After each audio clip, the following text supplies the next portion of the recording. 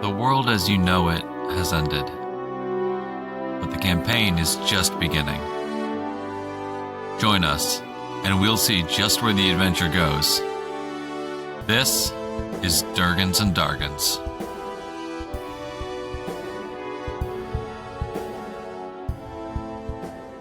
Welcome to Durgans and Dargans. I'm your Dungeon Master, Ben.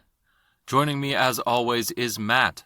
Hello, my name is Matt, and I'm playing Jet, the gnome fighter. Alongside Matt, we have Charles. What's up, I'm Charles, and I am playing Runyll's surname, the human wizard. And Aaron. My name's Aaron. I'm playing Daren Buccaneer, the Minotaur Sorcerer. We are a Dungeons and Dragons podcast for the whole family, so long as your whole family is into intense, bloody adventures. We take D&D seriously, but we're not going to teach your 6-year-old any unfortunate vocabulary words. So if you've listened this far and you think we're neat, tell someone about us. Follow us on Twitter at Durgandarg, that's at DURGNDARG, and tweet using the hashtag Dargan Family Podcast. That's DARGON Family Podcast. Is that that's DARGON. Dargan, yeah. Dargon. That's how we're spelling it for the sake of the podcast. Yeah, Durgans and Dargans. Durgans and Dargons. Dargon. I like it. So we're the Dargan Family Podcast. Now, let me ask you something, Ben. What's Does up? the capital D matter in Dargan when I hashtag? I don't think it does for our hashtag. It's all lowercase. And this, of course, is assuming, this is all pre-Elon Musk, right? So if capitalization is something that he inevitably brings about in his wave of change on Twitter, is that something I'm going to need to worry about? The man currently has capital to spare, so I wouldn't be too concerned. Nice. Oh, the my pun was just gosh. softballed in there. So very nicely. No, but I must ask, is unfortunate vocabulary words redundant on purpose? No, there are fortunate vocabulary words. No. There are good vocabulary fortunate words. vocabulary words are the ones that get you to pass the SATs. Like auto-defenestration, yeah. But is vocabulary words redundant? No, it's like a math number. It's like a math number. All right. Yeah, I only use math numbers when I math. No, that's a lie. Sometimes I use letters when I math. Well, yeah, once you get to algebra. Yeah, and then eventually, if you get smart enough, you don't even use your own language as letters. You're like, hey, what are them Greek guys up to? And then you get into programming, and then you learn unfortunate vocabulary words. Yeah. Thanks. Usually in the comments from the coder before you. Yes. Thanks. All Thanks right. to my career, I feel so exposed by this conversation. Anyway, can someone give me a brief recap of what has happened so far? I will do my best.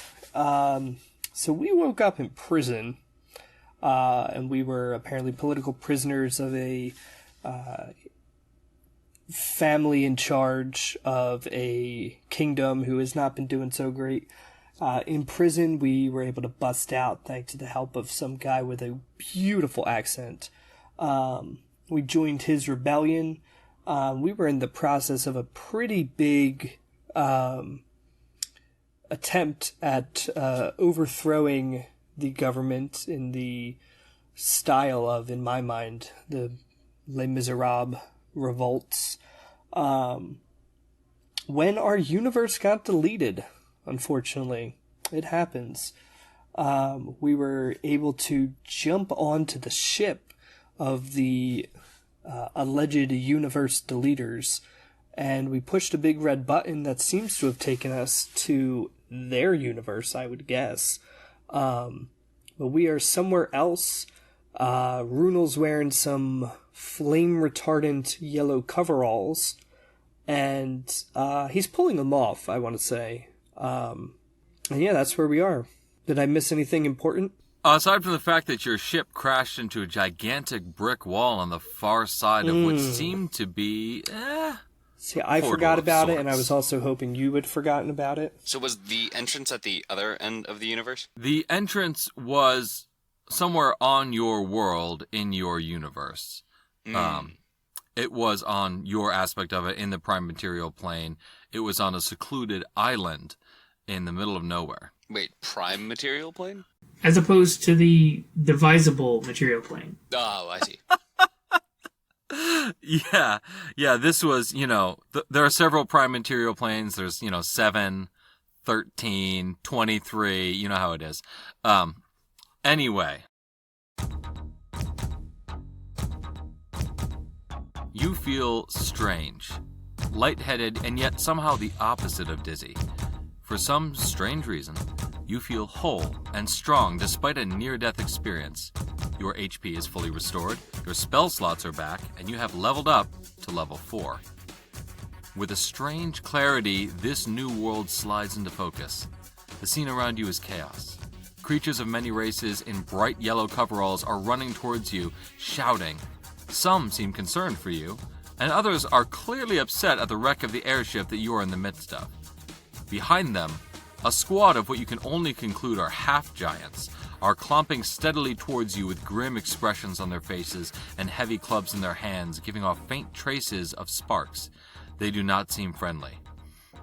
Ahead of you, behind all of these people, you see a long, white corridor with many pillars on the sides. It is large enough to fit several of the airships that you rode through on, but it seems to be empty for now. But as you watch, an airship comes zooming out of it and lands in a large cleared-off space to the left of this corridor. The ceiling seems to be of the room that you're in, that's not the corridor itself, seems to be covered in some sort of green lichen. One wall to the left of you is made out of black stone. One wall to the right seems made out of gray stone. And there are, off to your left, a rather small passageway made of dark black stone. And off to your right, a large passageway made out of like a sandstone kind of thing. As you take all of this in, you are now faced with the decision of what do you do? And there's still just brick behind us, correct? There's gigantic brick wall, several hundred feet high. So we're in the ship, and there's a window we can see the people coming. The ship is shattered around you. You are in the wreckage of the ship, basically just standing on the floor amidst this wreckage. You're being approached by people who seem to be workmen of varying races. You see some half-orcs, you see some elves, you see some humans, a few dwarves, and behind them are these large half-giants that are heading towards you. Are they blocking any particular of the exits? Like, were they coming from one direction? They are not. Your ship crashed into a wall behind all of these people, but they are now turned around and are heading towards you. So our only options are left or right, so to speak. You could fight, you could talk, you could run. I can imagine what my character would be doing, but I want to ask you guys. As you are standing there wondering what to do, one of the people in yellow gets within shouting distance of you and says, "Oi! Why'd you take the safety limiters off your ship? You know how much that's going to cost you and cost us?" And, "Oh my! Who are they? Did you bring back sentience?" And at that, the half-giants break into a trot and start really coming at you. I think there's too many of these to handle. We gotta get out of here. I concur. Let's run. All right, so there is a large hall off to the right with a few people milling about, and there's a narrow hall off to the left that doesn't seem to have many people in it at all. Left? Yeah, so small space. I can fit in small spaces. Runyll? Yep, left it is. Let's go. All right, you go booking at it. Please make an athletics check because these people are going to be starting to chase you. Grand. And I am small, so I do not have bonuses to this. Ooh, wow! I'm glad I took that feat, and I did it level 4. You said athletics, correct? Yes, athletics. Runyll is jogging along. He's got a 14. What do the rest of you have? I'm gonna let Jet go. I rolled a 14, but that my bonuses give me make that a 22. Wow. No, I just got a 21. So, they only rolled a 13, so you guys narrowly squeak away from them. Runyll, you are kind of bringing up the rear a little bit here, but you are able to make it around a corner in the passageway, and they're still kind of coming behind you, but they can't directly see you now. You are now faced with another choice of which way to go. There is another dark, narrow stone hallway with some stairs leading down. and there is another sandstone hall going off to the side, and you can hear some voices and some shouting coming from that direction. It sounds like there's some kind of bartering or market down that way. Where do you go? Well, whatever we do end up going, I'm going to let Runyll pass by, so I'll be in the rear, and I'm gonna just drop Earth Tremor when they get to the corner to like kind of bust up the passage. You can drop it whenever you want, and they're still it's gonna slow them down. I'll do it before they get there, so I don't actively hurt them. If there's a market down there, the two of us could hide, but Daren, I don't think you're going to be able to hide in plain sight. Oh, I should have kept invisibility. Well, small hallway? Is that towards the market? No, it's away from it. Unless you think we can hide in there somewhere, somehow. Runyll, what does yours say? We don't have time. I like the hallway. Hallway it is. Go. All right, down the dark, narrow stone hallway. I cast Earth Tremor at level 1 and just wreck up the intersection, so it's now rough terrain. So, do me a favor. Everyone make another athletics check.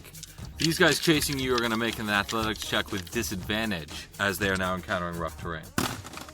Nat 20. So that's +2, so...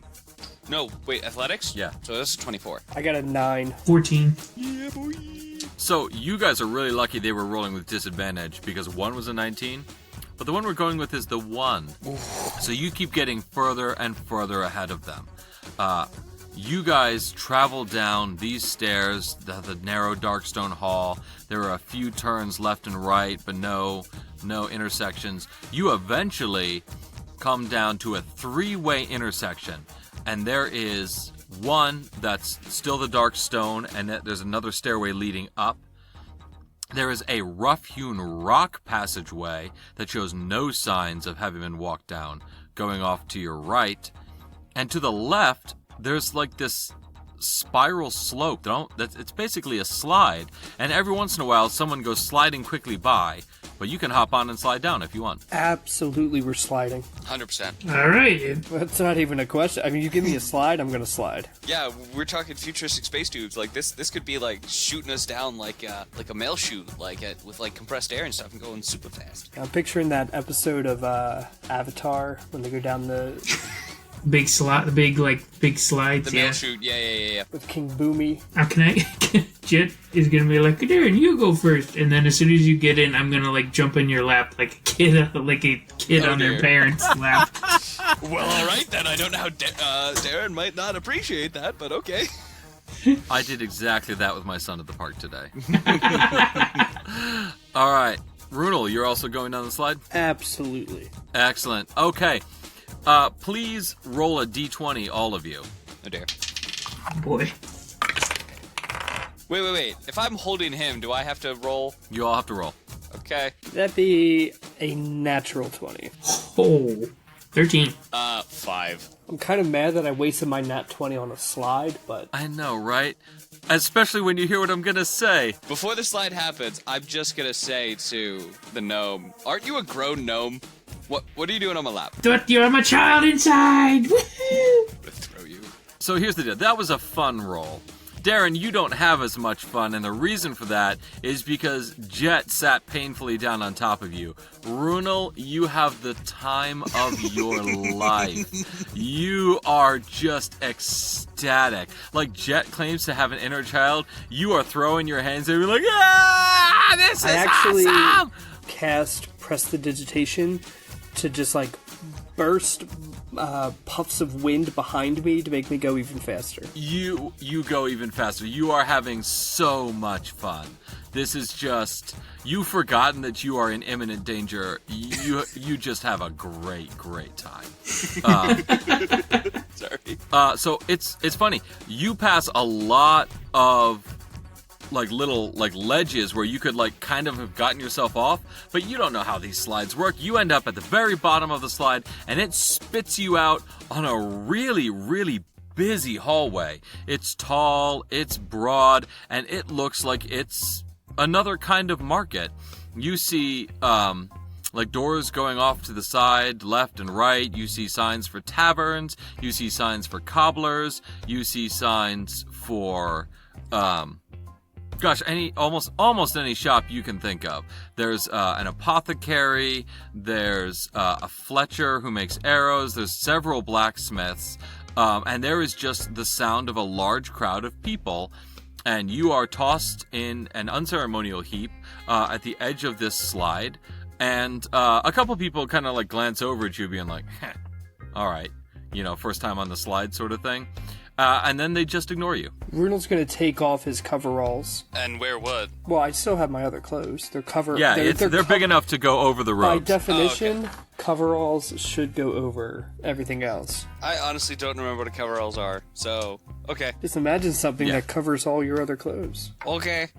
Cover all. Coveralls. They cover all. My thinking is that if these guys are the ones in charge, then I maybe don't want to look like them in a crowd. I feel like it might be easier to lose us in a crowd of people if we're not wearing their uniform. Yep. That adds up.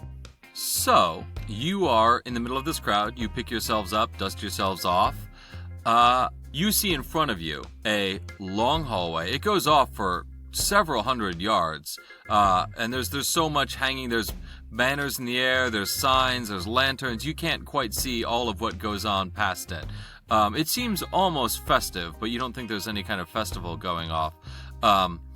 You see a few booths. Someone is selling toasted nuts. Someone is selling what looks like some kind of fish dish. And you see a large pillar with a bright blue and white light on top of it. I think we should try and get away from the base of this slide as soon as possible. If they realize that we went down the slide, they're going to know that this is where we would end up, right? And I also think I'm going to try and look a lot less happy, because they're going to look for the happiest person, because clearly whoever just went down the slide is going to look like they just had the time of their life, right? You guys feel that too, right? I'm glaring at him with hate-filled eyes of like, yes, the time of my life. I just kind of whispered to Runyll and nudged it towards Daren, and I say, yeah, that's what my dad looked like when we went on a slide like that. So let's try and get to the other side of this crowd. So we just shuffle into the crowd. Yeah. All right, you shuffle into the crowd, and you start just kind of going along. You're lightly jostled here and there. Oh, does Daren stand out compared to the other people there? What do they look like? Do they? Yeah, is this a Minotaur inclusive zone? There are people of almost every race you can imagine. You see a gaggle of gnomes all dressed similarly in one area. There are half-orcs, there are elves, there are half-elves, there are several dwarves, there are several humans. You even see some lizard folk. You don't see any Minotaurs, but no one's giving you a second look. Like, Minotaurs are like, yeah, whatever. I kind of glare over at the half-orcs that we see and nudge the party away from them. Runyll does not like orcs whatsoever. Yeah, they don't even notice. Are there any, like, what are these people dressed in, roughly? Like, futuristic type stuff? Like, robes? No, they're dressed in fairly normal clothes. Like, some wear robes, some wear tunics, some wear, pants and shirts, pants and vests. Okay.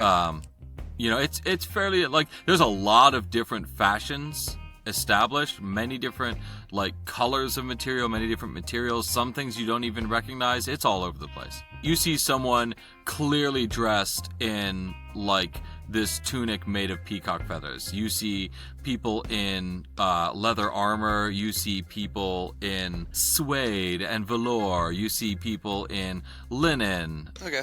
All right, folks, where are we gonna hide out? I thought I saw a sign for a tavern over there or something, but I think we just gotta get someplace where he won't be found. I suggest a blacksmith or a tavern. The tavern seems like the best bet. All right.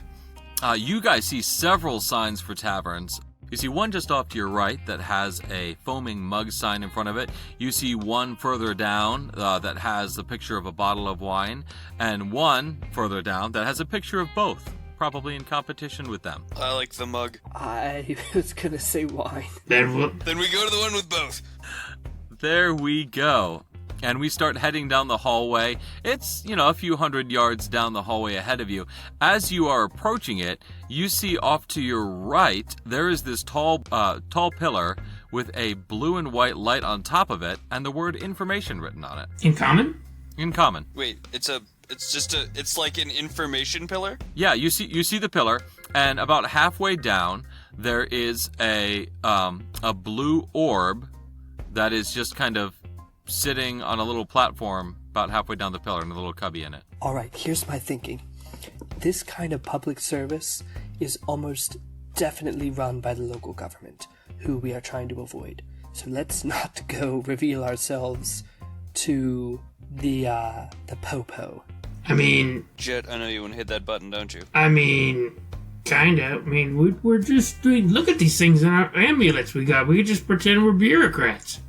Right, but I... Oh, did we keep those? Of course. Yeah, you are all wearing your amulets of minor bureaucracy. Okay, good. Because I know I had it on, but I was like, wait a minute, do we still have that? I just don't think we should be talking to the Parks and Rec department of the government that we're trying to run from. How far away is this tower from the tavern? 30 feet down the passageway further is the tavern. Okay, is it like in a big... if it's in a big public exposed space, I'll say, yeah, maybe we'll hang low and we'll get that in a bit. All right. Let's see what we can overhear in the tavern. So you head into the tavern. Is that what we're doing? Yeah? You head into the tavern. It is crowded. There's a great number of dwarves in here, but it doesn't seem like it's just a purely dwarven tavern. There's a big bugbear behind the bar who is dishing out some food and drinks. You see some lizard folk, a gaggle of high elves over in a corner that are gathered around a bottle of wine or two. And you head into this bar. What do you do? I go up to the lizard folk, and I straight up just ask... They are sitting around a table playing cards. I asked them, what is the drink? What is the best drink in this establishment? One of them looks over to you and says, yeah, who's asking? A thirsty patron. And we all thirsty. Here's about this. You buy me a drink, and I'll tell you which one to buy, and maybe you'll like it too. How's about that? I could get behind that. All right. So I think you want to buy a purple slider. Yeah, you order one of those, and you're going to be good. Splendid. I'll be back with a drink. Sorry. I'll be back with two. You're stereotypical Italian mafia lizard folk. Yeah. Yeah, forget about it. You gabagool.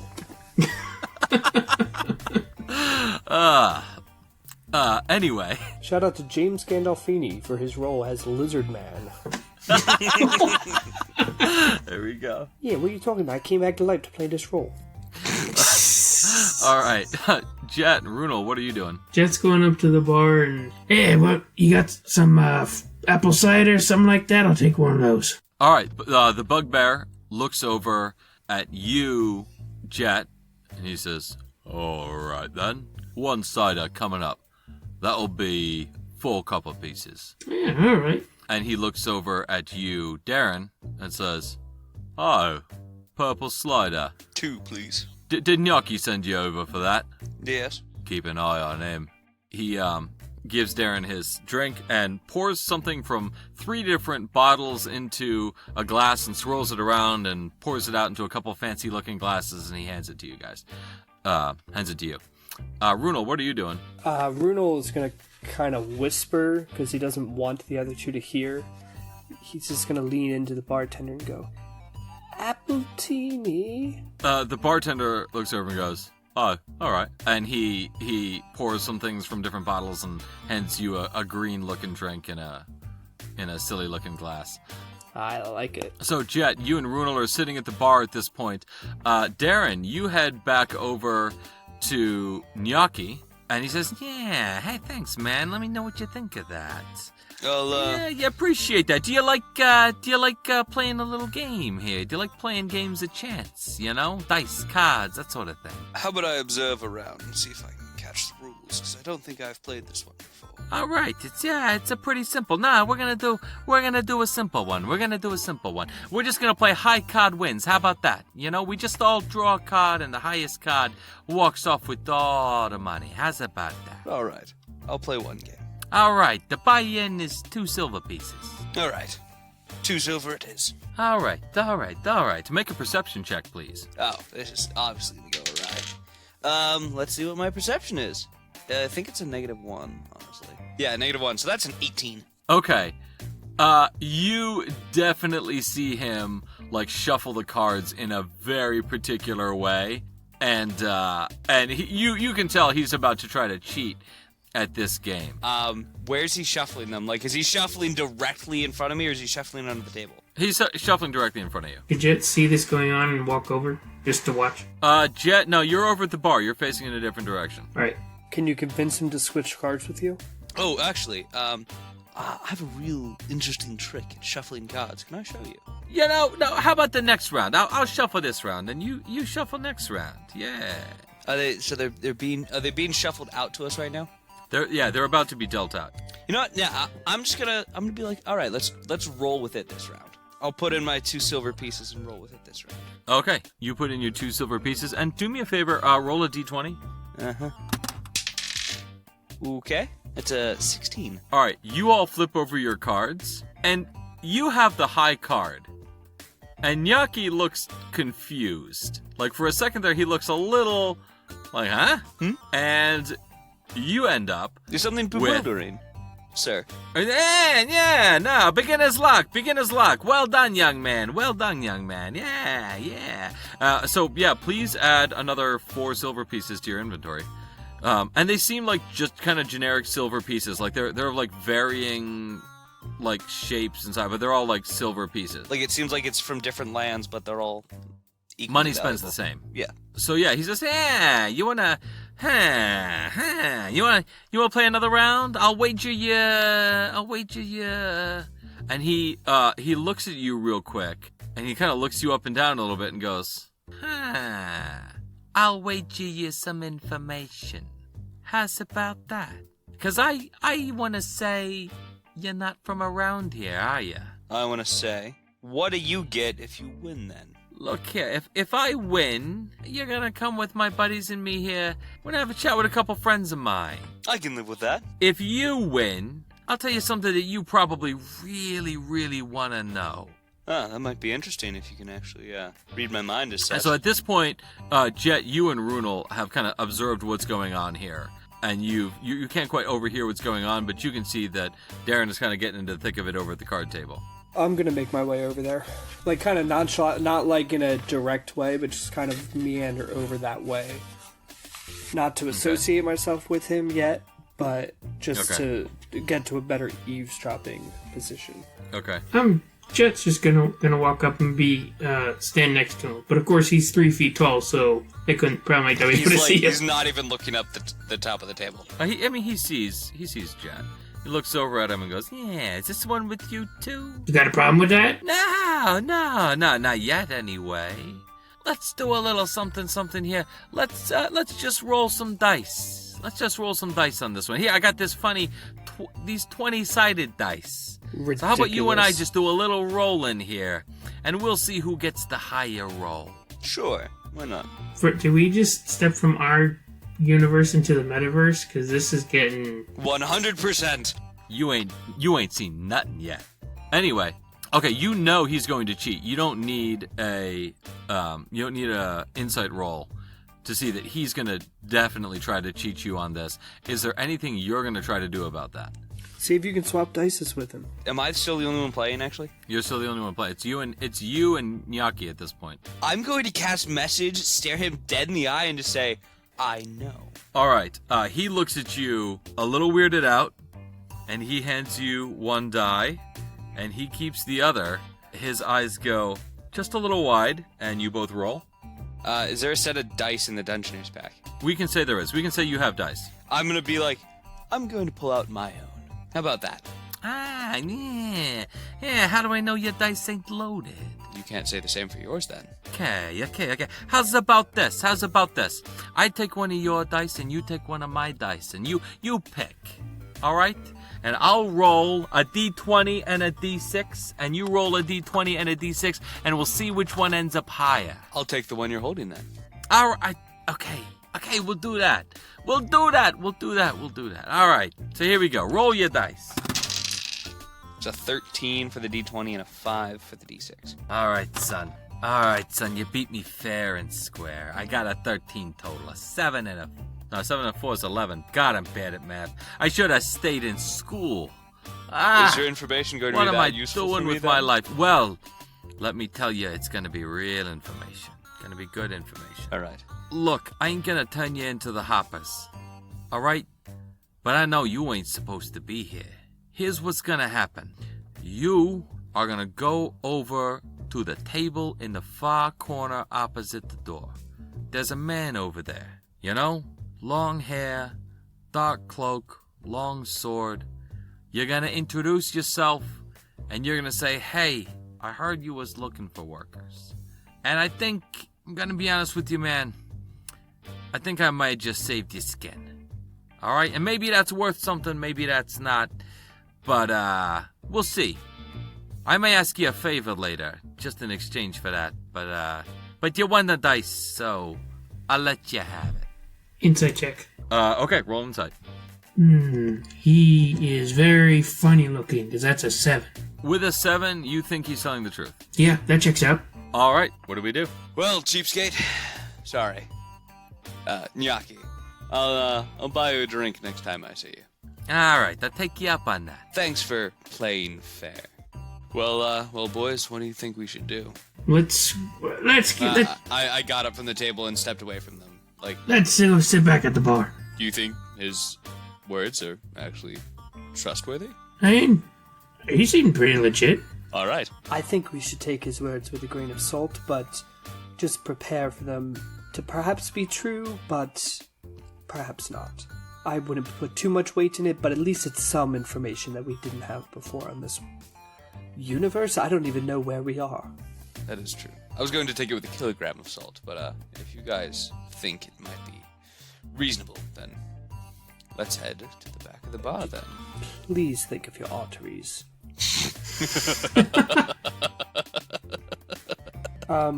Remind me again of the rules on ritual casting. You need time for it. That's the rule. Alright. I can cast Unseen Servant as a ritual. And You can. You've done it before. Well, no, I know. I know. And that's not the part I think. That's the part I know. I think I should say. I think if I cast Unseen Servant as a ritual, I can have my our old pal Pudgy come along and assist my dice rolling. Who's Pudgy? My Unseen Servant. We've never met him. Didn't we? Yes, you have. Well, we definitely you have. absolutely met I Pudgy. would not have come up with Pudgy on Pudgy the helped spot. you paint City Hall. The City Hall that you escaped off the We top of weren't it. together when we painted City Hall. Yes, you were at the end of it on the fourth wall. I remember Oh, this. okay, yeah, Yeah, on the- seriously, we're breaking some fourth wall here. Pudgy was helping you all paint the fourth wall. You've met Pudgy, you just never seen him. There it Fair is. enough. Man, Runyll just Wait. suddenly gets real sad thinking about Mark and his deletion of existence. Anyway, I think we can get more information out of this guy. How about I go play him, and Pudgy helps me with my dice rolls. He can reach over onto the table and make sure that I always roll pretty high, and no one can see him. Fair enough. I mean, I can help with either that. I'm real good, real sneaky. I have advantage on my sleight of hand checks. What's the goal here? What are we trying to accomplish? That's a good question. I just want more information from this guy. About where we are. Because would he have? Yeah, it's something like we literally know nothing. We can't assume anything about the rules of physics, time, space. We don't know anything. That's fair, and that's a great assumption. I gotta say, I love the fact that we are already planning on how to cheat at the dice game, and none of you has thought to, I don't know, ask a question? Well, this seems like the easiest way to ask questions. I guess. Yeah, I mean, you're not wrong. You guys are so deep into Dungeons & Dragons that you think you have to roll dice for everything, even in-game. I was just gonna go sit by the corner and wait for this dude for work, but okay. Hang on. Well, hang on. In our defense, Daren asked him what drink to buy, and then he said, "Will you buy me a drink first, or play a dice game, and then I'll tell you." So, like, we weren't going to get a straight answer. We did beat him in the game multiple times, even though he was cheating, so I think he... Yeah, we don't know what happened with that, too, because he seemed pretty surprised that you beat him. That is true. Yeah, maybe we just try talking to the guy first. Yeah, see what kind of jobs we can Or get. there are several other people in the tavern. We don't have to go to the one shady mafia member. I mean, that's what I did, because mafia members have a lot of information. Who else we got in here, DM? Bartender. You look around and you see there's a collection of dwarves, several tables full of dwarves, and one of them just straight up has his shirt off. Super buff, super hairy chest. Bruno he's thinks, got like a golden head of hair, golden beard, and he's like, trying to talk to this guy and like demonstrate a wrestling move or something like that. You see that there's the high elves over in one of the corners, then they're just kind of like sitting there and joking softly to themselves. And then in the other corner, you see someone with like long dark hair and a dark hood, nursing a tall stein of beer, and just kind of sitting in the corner watching everything going on. Okay, well, Runyll would probably want to go talk to the high elves. If those are his options, that's Runyll's going to go talk to the high elves. I'm going back to the bar, but I'm eyeing that corner table that the lizard folk, Cheapskate was looking at. What is the name of we saw that there was like a company name that was deleting the universes. That was Zachary Farsker Contractors. Perfect. Thank you. Okay, alright, you go over to the high elves, and they just kinda look over at you as you approach, and one of them says, hello there. Can we help you? Yes, I think you might actually be able to help me.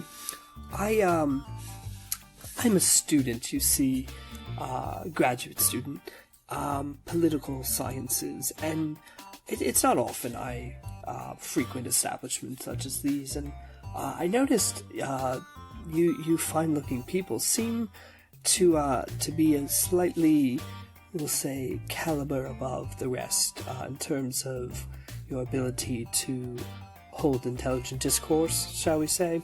And that's honestly all I'm looking for. It's just a break from the drivel of academia, and just some good-hearted conversation about the happenings in our world. Could I buy you all a drink? Look, I'm going to be honest with you. I don't have time for brain fungus eaters. I don't have money for brain fungus eaters. And I really don't have time for the mentally infirm. So, I'm just going to have to ask you to leave. I hear you, friend. I just, I'm sure you've heard the news, and I just thought you might have some thoughts on it. That's all. But if you are willing to be ignorant to what's going on in our world right now, then I guess I'll be on my way. And he turns to walk. And he says, okay, toodaloo. And he just turns his back on you and goes back to his friends. My bluff did not work. Yeah, sorry about that. Daren, what are you doing? I said I was going to the bar, but eyeing that table. Okay, so you're at the bar. But I was eyeing that corner, the table in the corner that Cheapskate was talking about. One of the times when you look over in the corner, the guy's looking dead back at you. I wink at him with my dashing hat. Forgot about it. Roll charisma, please. With advantage. Yeah. One of the rolls was a 3, but the other roll was a dirty 20. Okay, he looks a little taken aback, but he kind of gives you a little bit of a smile, gives you a little nod. Cool. Okay, Jet, what are you doing? He's gonna follow Daren to the bar, and he's gonna call over the bugbear bartender. Hello. How's it going? All right. You want another cider? Oh, good. It's real good stuff, by the way. Real great craftsmanship. Where's that from? You wouldn't believe it, right? It's made here local in the junction, but the apples from the gnome universe. Wouldn't you believe it? No way. Whoa. So they hit quite nice to home. Good to hear. Real good stuff. Yeah. You wouldn't know it from the food that normally comes from there, but the apples, I don't know how they ruin their food, but their apples are great. Nice. They do some really good work out there. Speaking of work, you see that guy in the corner? You know anything about him looking for work? don't know. How long has he been sitting there? Just curious. Oh, yeah. Roderick. Yeah, he's in here every once in a while. He's looking for, folks. He's got... I'm not sure what business he's in. I just know it pays pretty well. Not a whole ton of people take him up on it, though. He says it's pretty dangerous. Oh, yeah, dangerous, my middle name, you know. Oh, yeah? I don't even know your first name, but at least I know your middle one. Yeah, you can call me Rocket. Yeah. Rocket Danger. Sorry, man. Rocket Danger. Man, I got 2 out of 3. Alright, Rocket Danger. Here's your cider. That'll be 3 copper pieces. No problem. I reach out to meet his hand and just slap a gold piece in his hand and say, much appreciated. Have a good one. Oh, man. Quick question, because I just realized... Well, you have a good one then. What? I drank the purple stuff. Was it any good? It was really, sweet and fruity. Oh, okay. Well, then I have to ask, how was my apple teeny? No. Your apple teeny was it was like an apple teeny. I was gonna say, you know, it sounds like an apple teeny. I'm not gonna tell our listeners what an apple teeny is like. You either know or you don't know, but it was a pretty standard apple teeny. From the gnome universe? I don't know. You didn't ask about that. Just the cider was. Well, the apples that made the cider were. I go back to the bar and I'm just like, I'll have a port. And so he says, all right, that'll be 7 silver pieces. Or, 7 copper pieces. All right. I don't know where my head is today. I give him the appropriate money and just enjoy my And beverage. he hands you a glass of port. Jed will say to Daren, hey, you mind sending a message, or you said you could do something like that, to Runyll and say, I think we're good to go talk to that shady guy. I think he's got to bring us in some good money. All right. And yes, I can do it, and I've done it to you before. So yeah, Is that going to burn a spell slot? Because you could just wave to me and I would It's a probably... cantrip. Oh, okay, then yep, do it. I just gently... Runyll, I think we're going to investigate that man in the corner. If you wish to continue talking with those, whatever they are, feel free to continue, but we'll be talking with this one in the back. Absolutely not. These guys are jerks. Let's go. Fair enough. All right, you guys head over to the table in the corner, drinks in hand, and as you approach, this man looks you guys up and down with keen eyes. His eyes narrow just a little bit, and he says, hello. You seem like you might be in look of work. My name is Roderick. Roderick Stockenberg. Let's have a chat. Sit down, please. I like the idea of that. It might be something we're interested in. I'm going to take a wild stab and say that you're not from around here. Oh, what tipped it off? Well, your fashion is a little on the dull side, and you don't have, let's say, a particular amulet about you. You have an amulet. I'm very curious as to where you got that. But there's a particular amulet that I don't see on you. And the fact that you don't have it is an indication that you are from somewhere else. So let me ask you, where are you from? It's a very, very good question. Is it worth to you? I suppose if you answer me with some information, I will give you a great deal more of it than I suspect you have. To be quite accurate, technically, we don't have a home anymore, because we're from nowhere. Everyone is from somewhere, my friend. So what universe are you from? Do you even know? Yes, but it doesn't exist, so we're from nowhere. Oh.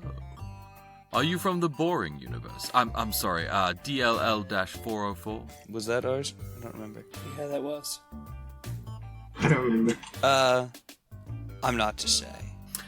Well now, that makes this very interesting. I suspect that you want to come with me. I'll explain more once we get there. I have an employer. He is an academic of sorts, and he does research into the universe and the universe says that we interact with. And I think he would be absolutely thrilled to interact with some people from universe DLL-404. And I suspect that he could put you to work and provide you with proof that you belong here in a way that won't get you in trouble with the authorities. How does that sound? I'm intrigued. You too? referring to Daren and Runyll. For sure. I heard that there might be some danger involved in this work. Oh, yes. When he puts you to work, there will be a great deal of danger involved, but I'm looking at you now, and I think I see potential to not only survive that danger, but thrive in a world of it. What do you think? I think we can handle ourselves. I suspect you can. From the way you seem to hold yourselves, you seem to be comfortable with violence, and from the way you interacted with Gnocchi over there, you seem to have a bit of a head on your shoulders. We'll talk more about this later, but if you like, follow me, and I will take you to my employer. Alright, he gets up and starts going. Do you go with him? Yeah, just I'm asking these boys. Yeah, let's follow. Our cat's out of the bag, so... Alright, he leads you out of the tavern, and into the hallway that is leading off the tavern. He goes off to the left, and not a long way down, he turns off into a little alleyway to the right. It is dark and poorly lit. It is made out of the same stone that the other way was, but you only see a few beggars here and there. He turns off that alleyway into another alleyway, and this one has nobody in it, and your footsteps echo in the stone walls and the stone ceiling. You come to think that in this whole time, in all these alleys and passageways that you've been in, you've never seen a window, never something that led out into the outside. No sunlight, no sky. He leads you down yet another alleyway, this one made out of crudely hewn stone that seems like it might be granite. And after that, he heads you down yet another alleyway, this one broad and wide and covered with moss on every side. And then he makes a left, and this is a paved stone passageway, fairly brightly lit with torches, but you don't see anyone in it, though you do see footprints on the floor. As he leads you down this passageway, eventually you come to a place where up ahead you see two large people that you vaguely identify as wood elves, but they also seem way beefier than you imagine wood elves to be. As you see them in the distance, Roderick turns to you and says, "Now, this is a strange part of the junction, though, as you'll learn, that's a bit redundant. You must be very careful not to raise your voice above a whisper in these corridors, no matter how loud anyone talks to you. Any volume here is a sign of dominance, and if you challenge the rock elves who live here with any volume, they may attack you. Stay with me, they know me, and they know that I'm no trouble. This is the back way to get to my employer's grounds. But we must get through this territory unharmed. So whisper, follow me, and you'll be all right." And he walks towards these two beefy rock elves. I just turn around to them, and I'm like, I'll use message if there's something super important we must discuss, but I say we just keep it quiet and walk in a straight line. Alright, you guys walk up to them, and the guards immediately yell at you, "Oi there! Who are you?" Nobody. It's just me, Roderick. Me and some of my friends are simply trying to get through. They're no trouble. As you see, they know very well who's the boss around here. And they look over at you, "Oh, so you're nobody, are you, Minotaur? Who are you two?" Pointing to Jet and Runyll. Runyll just bows and just whispers, "Runyll's surname." I am... And Jet says this with a struggle to try and bow to somebody else. "Nothing." In a stage whisper. "We accept.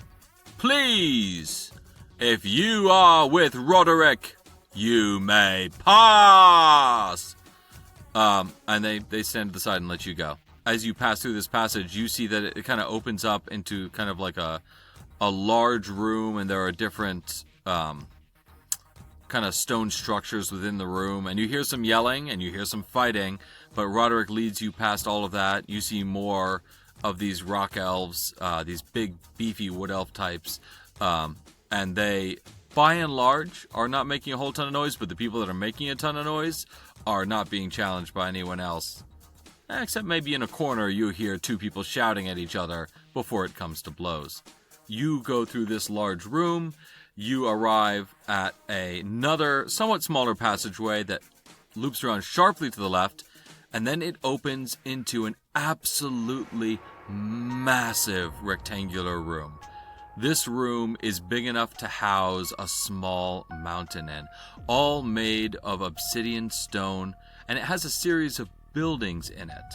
And you can see them all lit up with magical lights, red and blue and green. But most of the buildings are in the middle of the room or towards the far end.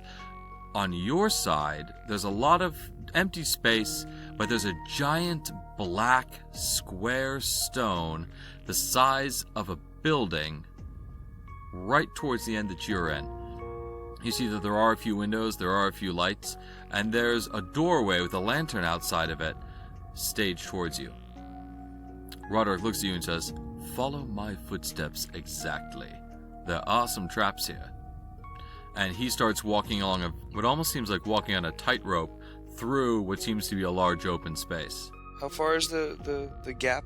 Between you and the building, there's about 50 yards, but he's walking along what seems to be a very narrow pathway. I'm gonna let the others go first. I'll go first. All right. So do me a favor, make a dexterity or an acrobatics check with advantage because you're following Roderick. 21. Nice. All right, you pass by. Jet and Daren, you guys, please, also your fault. You've seen two people do it now. Please roll with advantage. Okay. I'll let Jet go first. So that was a 3 and a 4 total.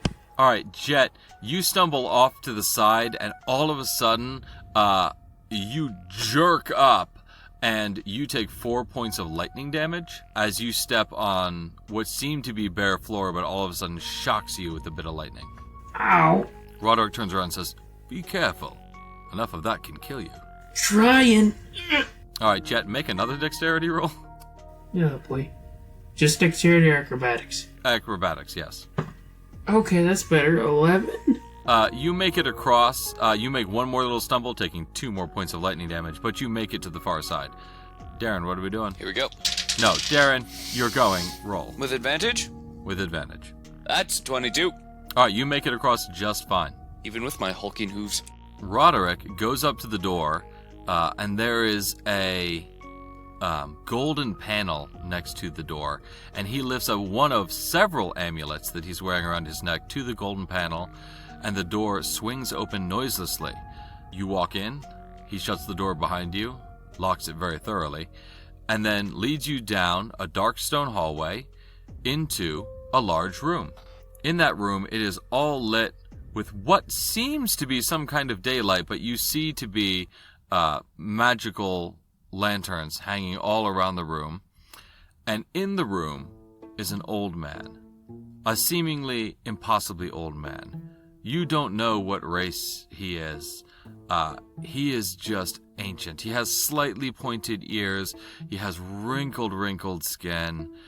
And he looks at you and says, "Hello there, and welcome to my research laboratory. My name is Professor Absentine.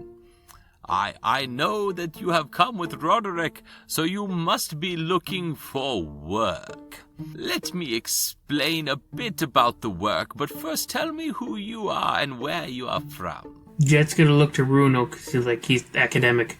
Hello. And Runyll will bow.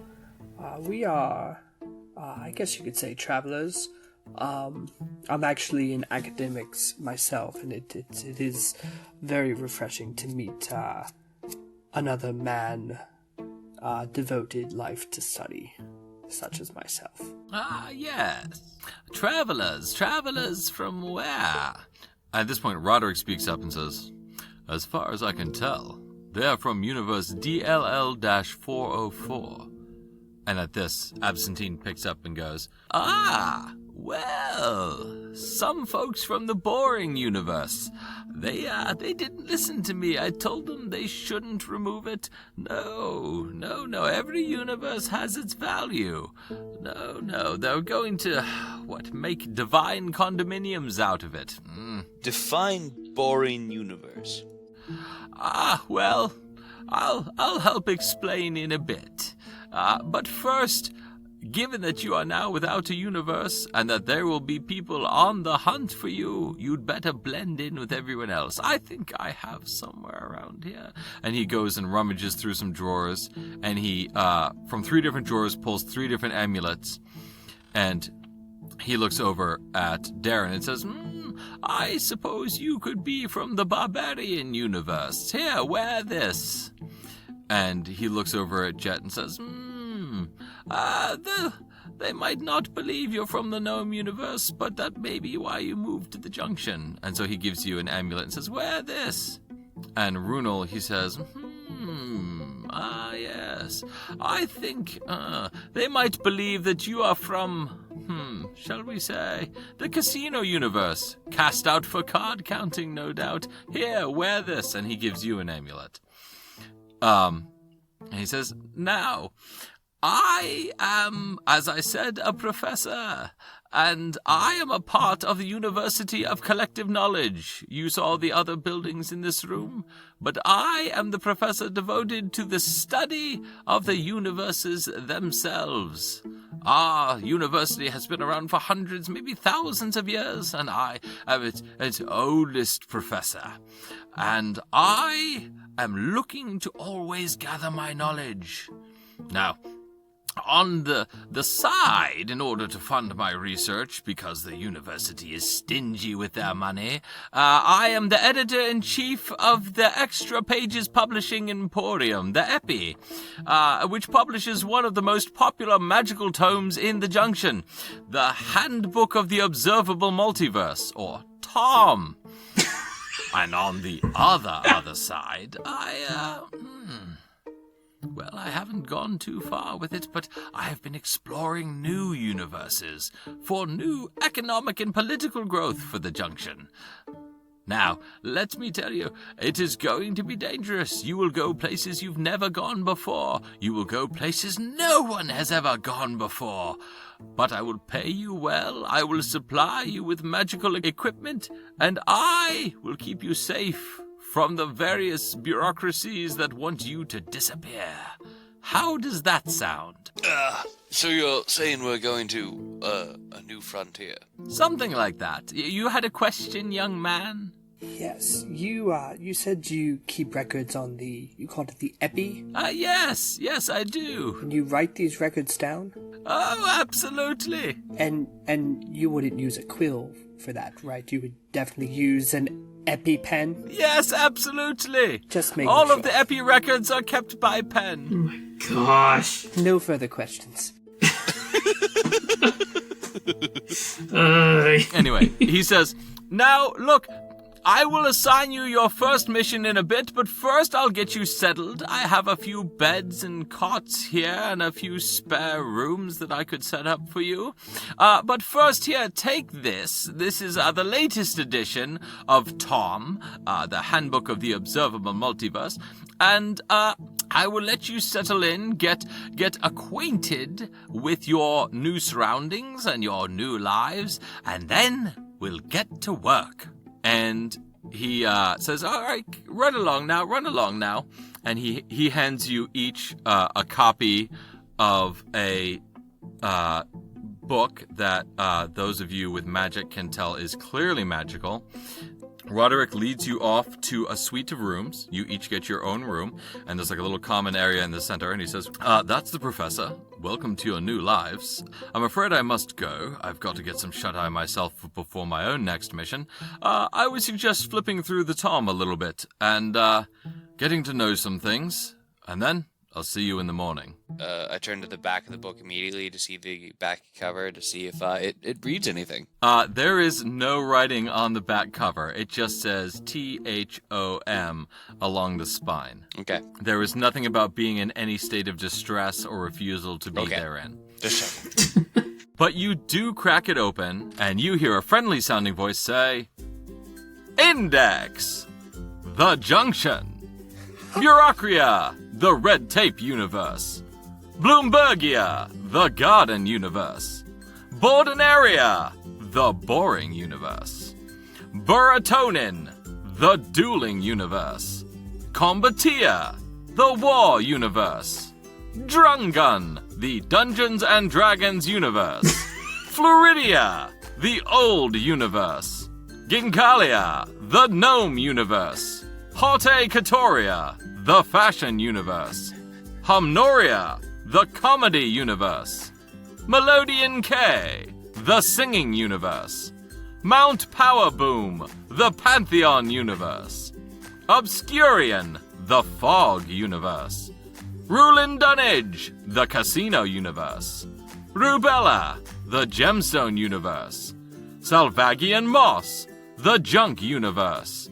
Shoplex, the wholesale universe. Shushulia, the library universe. Vendoria, the food cart universe. And Rothfus, the barbarian universe. You flip the page where it says, Introduction!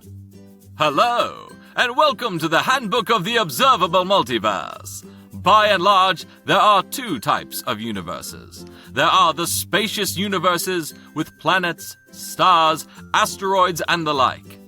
And then there are the plane universes that exist as single flat surfaces that extend indefinitely, so far as we can tell.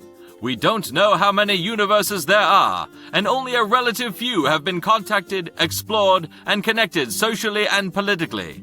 But we do know that, in one spot, in each universe, there is a large white building with gleaming pillars and a single hallway inside of it. These we call the entrances. And if a traveler walks down the hallway of an entrance far enough, he finds himself in the Junction. You can find out more about The Junction in the handbook entry titled The Junction. Warnings. The universe is unthinkably vast. Some universes are very wild and some are very civilized. However, most are very dangerous in their own way. Encouragements. All universes are worth seeing at least once, and new exploration is going on regularly. The Junction. The Junction is the only universe that does not fit into the categories of a spacious universe or a plane universe. The only way to describe it is that it is an infinite universe. It goes up and up and up, and down and down and down, and out and out and out. No one knows where it ends. It is a twisted amalgam of rooms and hallways, some made of metal, some made of stone. There are massive rooms and grand passages, and there are little cubbies and minute crawlways. And scattered throughout it are many entrances, many plain white hallways that seem ordinary enough, but if you walk down them just far enough, you are transported to another universe. The Junction is the only universe that is connected to any other universe, and it is connected to all the other universes. Some have been explored and their people contacted. Some of these have even established trade and government in the Junction. No one knows who first discovered their own Junction hallway, but whoever it was arrived at the Junction, continued to explore other universes, and began the process of building it up into what it is now, the center of culture, bureaucracy, and trade for the entire multiverse. In it you can find nearly anything in existence available for trade, from the sky diamonds of the gemstone universe to the rare herbs of the garden universe, to the best possible tacos in existence from the food cart universe. It is a wonderful conglomeration of ideas, races, cultures, technologies, magics, and of course, various agencies, businesses, unions, and organized crime syndicates. Really, it's a good time. Warnings. The organized crime in the Junction has various zones of control, and within their individual zones, you ought to treat them as the ruling authority with respect to their individual laws and customs. If you are in the Hazaroth Mafia zone, for instance, you ought to blink no more than once per minute unless you want to engage in combat with any of the orc population in that zone, or are offering a piggyback ride to any of their halfling or gnome population. The governmental ministries and bureaus in the Junction are too numerous to mention, and all of them possess an inordinate amount of influence and control over the Junction itself, and sometimes the various universes that connect to it. Nearly all of them are permitted to use deadly force in order to enforce the laws in their various jurisdictions, and contact with any Junction bureaucrat ought to be limited or avoided if at all possible. Special care should be taken to avoid the Food, Eatable, and Taste Administration, or FETA, the Fashion Police, and of course the IRS. You can never escape them. Only a few dozen of the passages leading from the junction have been explored. The main reason for this is that, once going through a passage to an unexplored universe, the odds of returning are very slim. Most researchers have concluded that the conditions beyond those passages, from whose bourne no traveler returns, are simply too deadly for anyone to survive. Some few philosophers and cult leaders have postulated that those universes are simply too full of happiness and pleasure for anyone to want to return, and have built up a following of sending their initiates through those wormholes after having left all their worldly possessions with those leaders. Joining one of these cults is not advised. Best of. The best food and drink in the junction is such a point of fierce debate that you should not even mention the topic unless you wish to engage in deadly combat. The worst food can be found in the Gnome District at the Embassy from the Gnome Universe. The best gossip in the junction can be found in the Wayward Tavern, 20 levels up from the Rothfuss Passage. The best shopping in the junction can be found in Carpel's Tunnel, a massive tube that extends for nearly 10 miles with a seemingly infinite amount of shops and businesses. If it is something you can imagine, from a planet to a chocolate, it can probably be purchased here for an exorbitant price. And that, my friends, is where we are going to end episode 6 and the real beginning of where this campaign is going to go. Carpel's Tunnels. Yeah, I'm loving this. I have not even begun good to lord. Anyway, Wow. folks, alright, I will edit in the credits later. Thanks for joining us for another episode of the Durgans and Dargans podcast. Thanks for listening all the way through to this, for sticking through the crazy twists and turns. Here we go.